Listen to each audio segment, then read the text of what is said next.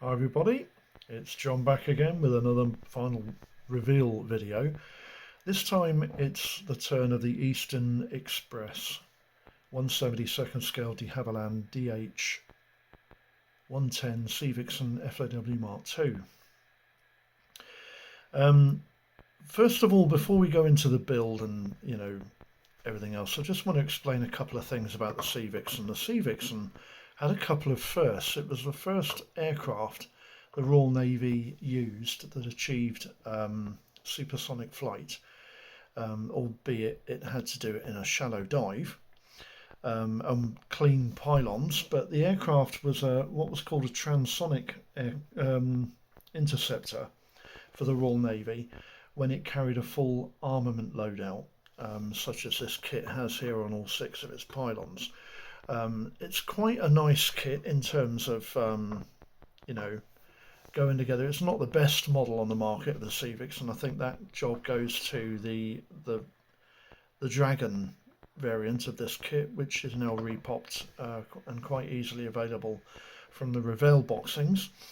But this was originally a FROG kit, repopped by Eastern Express and many other Russian plastic model companies over the years, but it was originally a 1970s release FROG kit.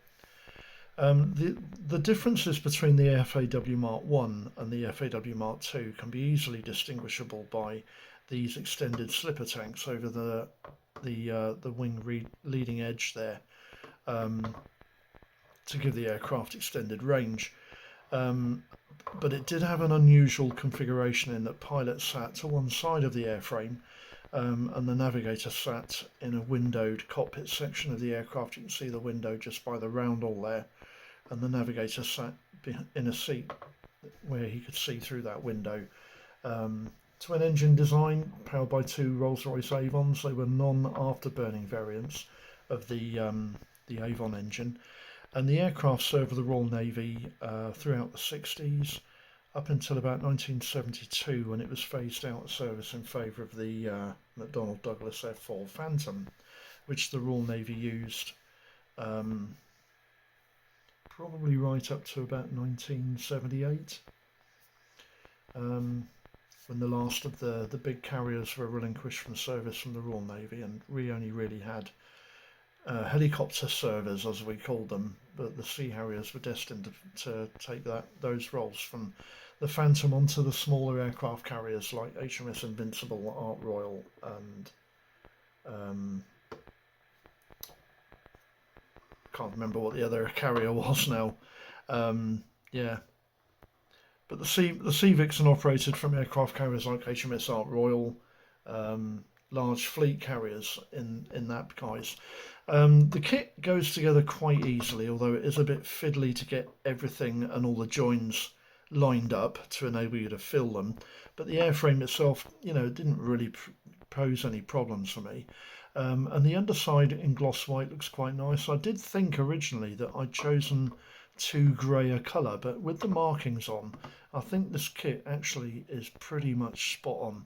The Sea Vixen had a bluey sort of sheen to it when it was at sea, but in actual fact the colour of the kit is a dark sea grey, and it's quite a grey sea grey rather than a bluey sea grey. And when you see photographs of the Sea Vixen, they tend to be, the aircraft pictures tend to make them look like they were very, very blue, but in actual fact these colours are pretty true to how the Sea Vixen originally was. It was, yeah, this is pretty much what she looked like. Anyway, would I recommend this kit to builders, novice, whatnot? I wouldn't recommend it to a novice builder because it's not an easy fit in terms of getting the airframe together, and there's quite a bit of filling to do. It's not a fantastic kit to weight. It's virtually impossible to weight because there's quite a lot of plastic, as you can see, behind the main undercarriage. Quite a lot of weight to counterbalance, and I unfortunately did not do it. So yeah, I would recommend it to people who want a cheap and cheerful kit, something to increase your mojo. It's actually quite fun to build. It's an unusual kit to put together. as you'll see from the build progress video that's going up alongside with this video. Anyway, I hope this video has been of use. This is the Sea Vixen signing off, and we'll see you again for the next one. Have a good time. Bye bye.